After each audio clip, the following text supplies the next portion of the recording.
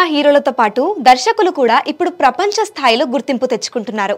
హీరోల సంగతి పక్కన పెడితే రాజమౌళికి ప్రపంచవ్యాప్తంగా గుర్తింపు ఉంది. ఇక పుష్ప 2 సినిమాతో సుకుమార్ కూడా వరల్డ్ వైడ్ క్రేజ్ తెచ్చుకున్నారు. వీరి విజయానికి కారణం సినిమా మేకింగ్ లో కాంప్రమైజ్ కాకపోవడమేనని తెలుస్తోంది. సుకుమార్ తో పాటు ఆయన కుటుంబ సభ్యులు కూడా సినిమా ఇండస్ట్రీలో అదృష్టం పరీక్షించుకుంటున్నారు. సుకుమార్ భార్య బబిత నిర్మాతగా సత్తా చాటుతుంటే కూతురు సుకృతి వేణి నటిగా సినీ రంగ ప్రవేశం చేసింది. ఆమె ప్రధాన పాత్రలో నటించిన చిత్రం గాంధీ తాత చెట్టు. ఈ మూవీ జనవరి 24న థియేటర్లలో రిలీజ్ కానుంది. దీంతో సినిమా ప్రమోషన్ కార్యక్రమాలు శరవేగంగా జరుగుతున్నాయి. ఇందులో భాగంగా చిత్ర బృందం విలేకరుల సమావేశం ఏర్పాటు చేసింది. ఈ మీడియా సమావేశానికి సుకుమార్ కుటుంబ సభ్యులందరూ హాజరయ్యారు. ఈ సందర్భంగా సుకుమార్ కూతురు సుకృతి వేణి పలు ఆసక్తికర విషయాలు చెప్పుకొచ్చింది.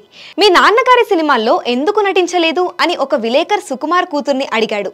దీనికి సుకృతి ఇలా సమాధానమిచ్చింది.